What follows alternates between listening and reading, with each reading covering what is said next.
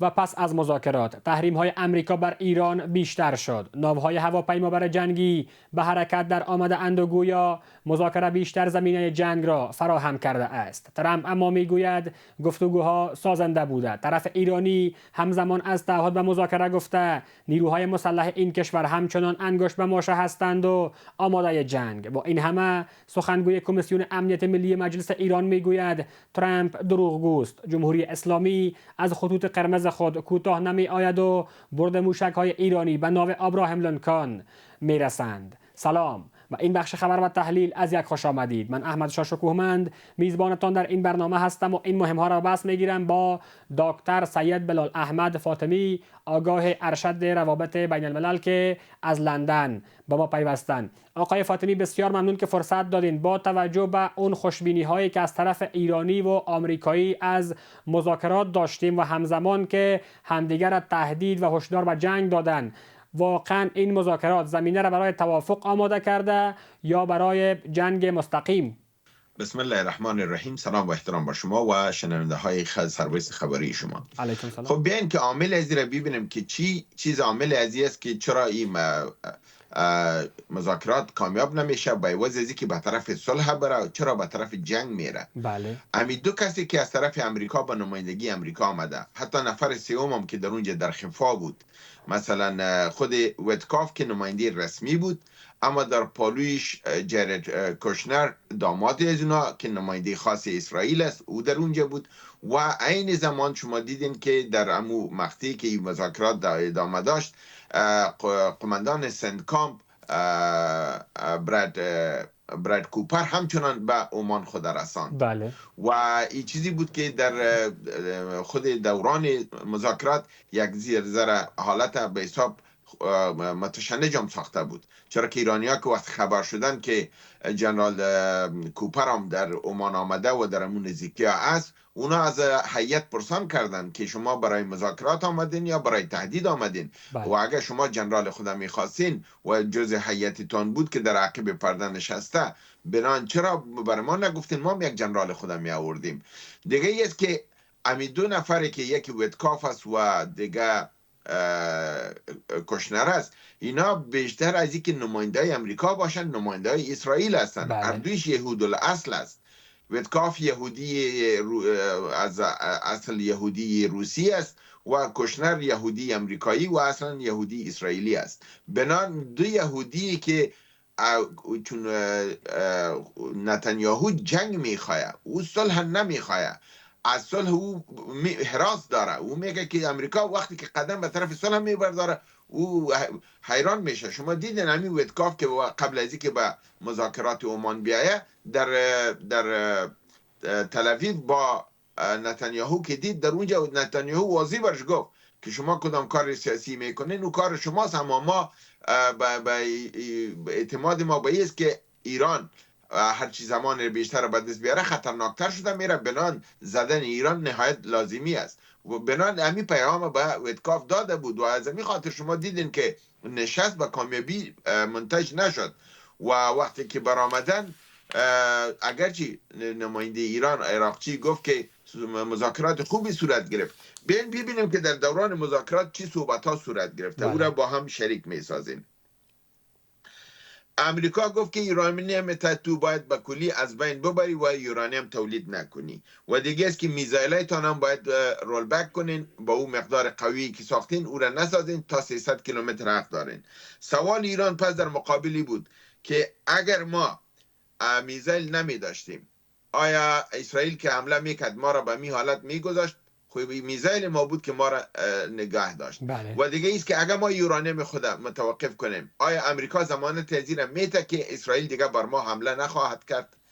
این ضمانت چطور بر ما خواهد داد که دیگه اینا حمله نخواهد کردن؟ از خاطر که ما در حالت مذاکرات با شما بودیم که از عقب به خنجر زده شد و اسرائیل بالای ما حمله کرد و به عوضی که امریکا او را تقویه کنه، امریکا در پالیش زده شد و بالای ایران حمله کرد. بله. بنان اعتماد دیپلماتیک در بین المللی تضعیف شده و ما اعتماد نداریم. ما باید متواصل به میزایل و به اتم خود باشیم تا ما بتانیم از خود دفاع کرده بتانیم. این میزایل ما بود که از ما دفاع کرد. این صحبت ها در اونجا صورت گرفت.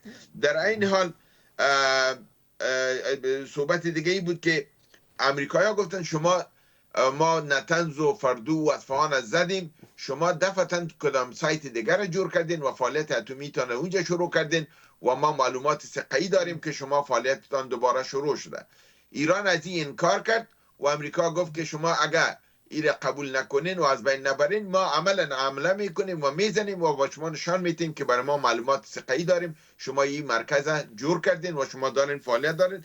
اما ایران یه تا آخر قبول نکرد. بله. دیگر موضوعی صحبت شده بود که ایران به امریکا گفت که ما با شما کدام دشمنی نداریم، ما با شما کدام جنگ نداریم و نه ما از این طرف میریم و او طرف اقیانوس اطلس و بر طرف شما میایم که بالای شما حمله کنیم. ما هرگز بالای امریکا حمله نمی کنیم. این امریکا است که از چندین هزار کیلومتر با این طرف دنیا آمده در منطقه ما با دشمنی که در منطقه آشوبگری میکنه و همه گیره بمبارد میکنه و میزنه در پالوی زو ایستاده است و اگر امریکا به همکارای خود متوجه شوه و با کشور خود چی شوه و در این مسائل مداخله نکنه، بنان از طرف ایران و منطقه برای ازو خطری وجود نداره. بله. دیگه از این بابت این مسائل در اونجا صحبت شد و ایران گفت که وقتی که وجود ما در خطر باشه و اسرائیل تلاش زیر داشته باشه که نظام ما را از بین ببره، طوری که عملا این کار کردن و ایجنتایشان در طول اجدر و تظاهرات گرفتار شد که مستقیما از موساد هدایت می گرفتن. بنان ما حق دفاع از خودم داریم و حق نگه داشتن تمامیت ارضی خود داریم. بنان به هر قیمت که باشه ما این چیزا میکنیم. اگر مذاکرات ادامه میتین مذاکرات میکنیم و اگر فرزن به جنگ مین ما به جنگ همچنان آماده هستیم. بنان به همین ترتیب این مذاکرات به ناکامی گفته میتونه که پیوست، با وجودی که ایران او را ناکام نخواند و گفت که یک مرحله صحبت بود صورت گرفت اما مرحله بعدی تعیین نشد. در چیزی که در نتیجه ازی واضح به نظر آمد او بود که در دیلی ایران نیوز خبر آمد که چین به تمام باشنده های خود در ایران خبر داد که در ظرف 24 ساعت از ایران خارج شوند، که خودش یک خبر طوری بود که نشان میداد که زنگ خطر متوجه است و ممکن امریکا و اسرائیل حمله کنه. بنابراین او باشنده های خود گفت که از ایران براین. یک علامتی بود. و همچنان والتر بلومبرگ خبر داد که مذاکرات ناکام شده از خاطر که ایران تمام شرایط امریکا را رد کرد و گفت که ما از غنا دست نمی برداریم و نه مواد غنی شده خود به کسی مسپاریم، چرا که پیشنهاد امریکا به ایران ای بود در این نشست که مواد غنا شده تا اگر از بین نمیبری یا به روسیه یا به چین و یا به ترکیه به یکی از این سه کشور بسپار، ما قناعت داریم. جواب ایران ای بود که در سال 2015 مواد غنی شده اضافی خود به اساس قرارداد ما به روسیه سپردیم. بله. اما بعد از اون چی شد؟ شما بهانه گیری کردین و دوباره بالای ایران حمله کردین. بنان سپردن و نسپردن ما را محفوظ نمیکنه. ما از بعد از این مواد خود به هیچ کس نمی سپاریم و از سرزمین خود دفاع میکنیم. بسیار تشکر. آقای فاطمی، حالا اگر بیایم جمع‌بندی بکنیم صحبتایی که شما هم کردین از طرف آمریکایی و همچنان از طرف ایرانی امیدواری شنیدیم و گفته شد که گویا این گفتگوها زمینه ساز ادامه گفتگوهای بعدی خواهد باشه و ممکن است که به نتیجه برسه. ارزیابی و پیشبینیتان چی هست؟ مشخصاً به طرف توافق میریم یا به طرف جنگ؟ و اگر به طرف جنگ بریم کی برنده میشه؟ ببینن توافق مشکل به نظر میخوره. بله. جنگ امکان داره مگر در قریب الزمان نه. با وجود از اینکه اسرائیل تلاش زیاد داره که جنگ باید زودتر شروع شود و حمله باید صورت بگیره. امریکا در شرایط نیست که حمله انجام بده، چرا امریکا به این حال میفهمه که به او طوری که او فکر میکرد محفوظ نیست. بسیار قوت خود از دست میده در منطقه و ضربه سنگین میخوره. بنان امریکا قدم به احتیاط برمیبرداره و دیگه ایست که مشکلات داخلی در اونجا در نظامم وجود داره، از او بابت نمیتونن اقدامات سریع و جدی را دفعتا انجام بدن. مگرم خطر جنگ هر آن وجود داره، از بین نرفته. اگر خطر نمی بود چین هرگز کارگرها و باشنده های خود در ایران خبر از این نمیداد که از ایران براین. بله. حتما اطلاعات عمیق دارن، معلومات عمیق دارن که این کار انجام دادن. و در عین حال شما دیدین که یک روز قبل از این صحبت های بین شی جی پینگ و ترامپ صورت گرفته بود که در مدت 75 دقیقه اینا با هم صحبت کردن و در او بیشترین ایسته زور شی جی پینگ صحبت کرده بود. یعنی میگن که 70% صحبت ها رو اونا کرده بودن. و در اونجا برای ما معلومات های مختلفی به دست آمد که خود چین گفت که ویتنام ببخشین تایوان و تایوان، ما با تایوان صحبت کردیم، در حالی که واشنگتن پست گفت که مسائل مختلف صحبت شده، در حالی که پست خود دونالد ترامپ گفت که ما با مسائل مختلف صحبت کردیم و مسائل دفاع بوده، مسائل اوکراین بوده، مسائل خود ایران بوده و بسیار مسائل صحبت کردیم، اما چینایی های گپ نزدن. بنان در اونجا دی صحبت ها حتما مسائل صحبت شده بود که چینایی ها ایره احساس کردن از صحبت های ترامپ که اگر مذاکرات به نتیجه نمیرسه ممکن حمله را صورت بگیره. از این بابت چین به افراد و باشنده های خود گفت که شما زودتر از اینجا براین. بنان ایران ایره میدانه که خطر وجود داره، آماده هستن، کشورهای منطقه هم آمادگی دارن، مگر این کدام زمان و چی زمان حمله صورت میگیره این تعیین نیست و علت از او مشکلات داخلی خود امریکا است. بسیار تشکر دکتر سید بلال احمد فاطمی، آگاه ارشد روابط بین الملل، از حضورتان در برنامه خبری تحلیلی امشب ما. تشکر که دعوت کردید. و بیننده های عزیز، همکارم ندیم بهرام در همین مورد گزارشی آماده کرده که با هم می‌بینیم. پس از پایان گفتگوها میان تهران و واشنگتن در عمان، ایالات متحده امریکا روز جمعه تحریم‌های جدیدی را علیه ایران وضع کرد. کاغذ سفید این تحریم‌ها را در واکنش به آنچه تهدیدهای جمهوری اسلامی ایران علیه امنیت، سیاست خارجی و اقتصاد امریکا مینامد اعمال کرده است. این تحریم‌ها نیز کشورهایی را در بر می‌گیرد که با ایران روابط تجاری دارند. در بخش مذاکرات اما دونالد ترامپ رئیس جمهوری ایالات متحده در گفتگو با خبرنگاران از شروع خوب مذاکرات با تهران خبر داده و اعلام کرده است که گفتگوها در هفته آینده نیز ادامه خواهد یافت. ترامپ در عین حال با تاکید بر اعزام ناوگان‌های بیشتر به سمت ایران گفته است که تهران نیز برای ادامه مذاکرات آمادگی دارد. ما وقت زیادی داریم. اگر ونزوئلا را به یاد بیاورید، مدت صبر کردیم و عجله نداشتیم. ما گفتگوهای خوب با ایران داریم. اوایل هفته آینده دوباره دیدار خواهیم کرد. آنها میخواهند به توافق برسند. ببینیم چگونه پیش می رود، زیرا میدانند اگر توافق حاصل نشود پیامدهای آن بسیار سنگین خواهد بود.